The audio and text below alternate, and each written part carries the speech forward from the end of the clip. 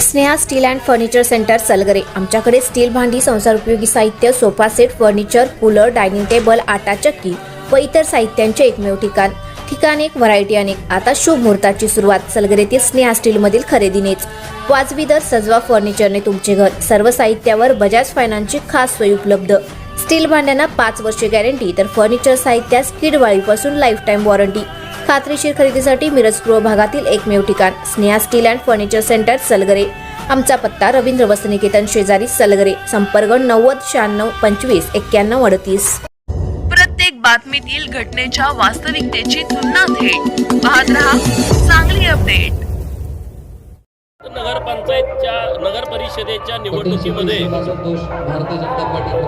देशाचे नेते माननीय नरेंद्र मोदी साहेब, राज्याचे लोकप्रिय लाडके मुख्यमंत्री माननीय देवाभाऊ, जिल्ह्याचे पालकमंत्री माननीय चंद्रकांत दादा यांच्या नेतृत्वामध्ये भारतीय जनता पार्टीच्या कमळ चिन्हावरती 23+ नगराध्यक्ष असं संपूर्ण पॅनेल उभा केलं होतं।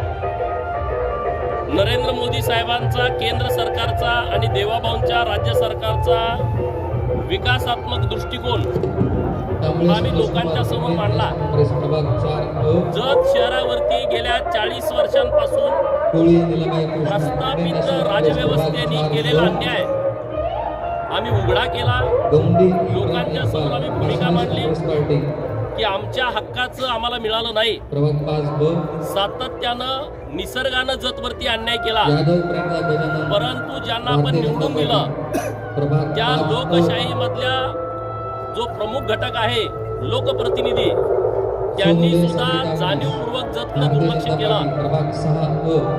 जत शहराच्या निवडणुकीमध्ये निष्कलंक चारित्र्य संपन्न व्यक्तिमत्व गेल्या 30-35 वर्षापासून बीजेपीचा विचार लोकांच्या मध्ये जावा यासाठी अहोरात्र काम करणारे डॉक्टर रवींद्र अरळी साहेब यांना माननीय देवाभाऊंनी उमेदवारी घोषित केली।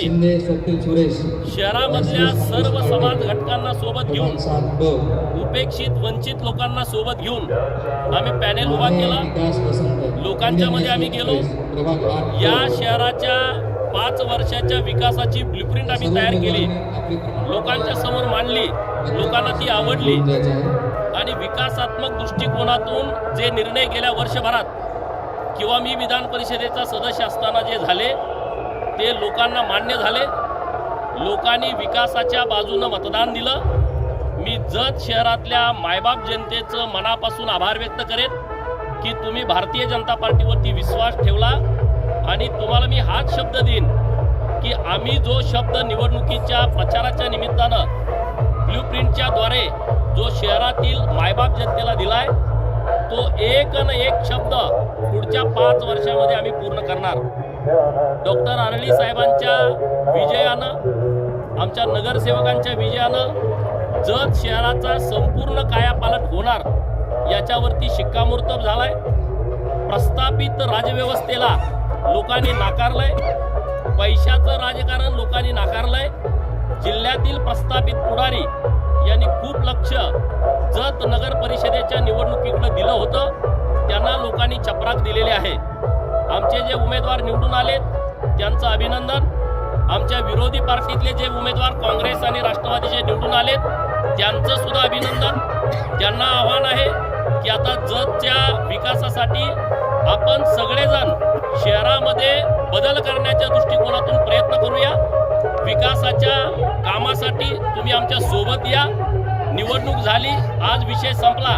आता इथून पुढं शहराचा विकास हाच आपला सर्वांचं उद्दिष्ट असलं पाहिजे, आपल्या सर्वांचं ध्येय असलं पाहिजे। सर्वात जास्त अभिनंदन मी गौतम आयवळे यांचं करेन। एका उपेक्षित समाजातला, एका छोट्या समाजातला माणूस एका प्रस्थापित पुढाऱ्याच्या मुलाच्या विरोधात उभा राहतो, प्रस्थापित व्यवस्था उद्ध्वस्त करतो।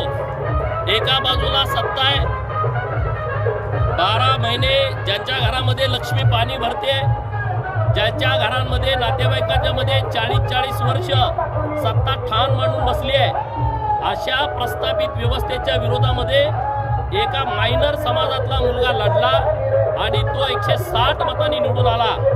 डॉक्टर अरळी साहेब निवडून आले, त्याचा मला जितका आनंद आहे त्याच्यापेक्षा काही पट आनंद हा एक सामान्य घरातला पोरगा निवडून आला. त्यामुळं इथलं राजकारण पूर्णपणे बदललंय. पुढाऱ्यांनी आता समजता कामा नये की आम्ही म्हणू तशाच पद्धतीनं लोकांना वागावं, आम्ही बोलेल त्या पद्धतीनंच त्यांनी वागावं, अशी परिस्थिती आता जगची राहिलेली नाही. आणि आम्हाला आनंद याचा आहे की पहिल्यांदा भाजपाची सत्ता ही जत शहरामध्ये आली आहे. आमच्या आटपाडीमध्ये पण तिथल्या मायबाप जनतेने आमचे उमेदवार नगराध्यक्ष पदाचे आणि खालचे 7-8 उमेदवार निवडून दिलेले आहेत.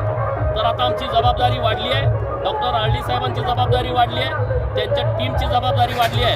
आता पत्रकार मित्र आणि गावातील सर्व नागरिकांना सोबत घेऊन पूर्ण शहराचं परिवर्तन करण्याच्या दृष्टिकोनातून पुढची 5 वर्ष आम्ही राजकारण करू. कुठलंही राजकारण आडवाडवीचं होणार नाही, जिरवाजिरवीचं होणार नाही. आजपासून पुढं एकदम चांगल्या पद्धतीचं राजकारण व्हावं असा प्रयत्न आम्ही करू. विरोधकांनी पण तसा प्रयत्न करावा.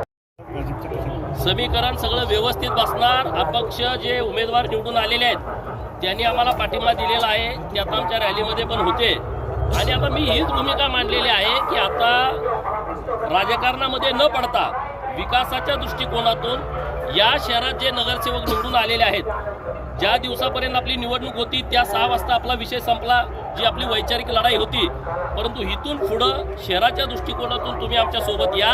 आता आमच्याकडे बहुमत झालेलं आहे, पण तरी सुद्धा आम्हाला आमचे जे मित्र पक्षातील लोक असतील किंवा विरोधी पक्षातले असतील त्यांच्या सहकार्याची आवश्यकता आहे.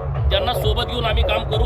त्यांनाही आपल्या माध्यमातून आव्हान आहे की तुम्ही आमच्या सोबत डॉक्टर साहेबांच्या सोबत शहरामध्ये या, तुमची सगळ्या वार्डातली कामं करून घ्या. आम्ही तुम्हाला सर्वांना सपोर्ट करू.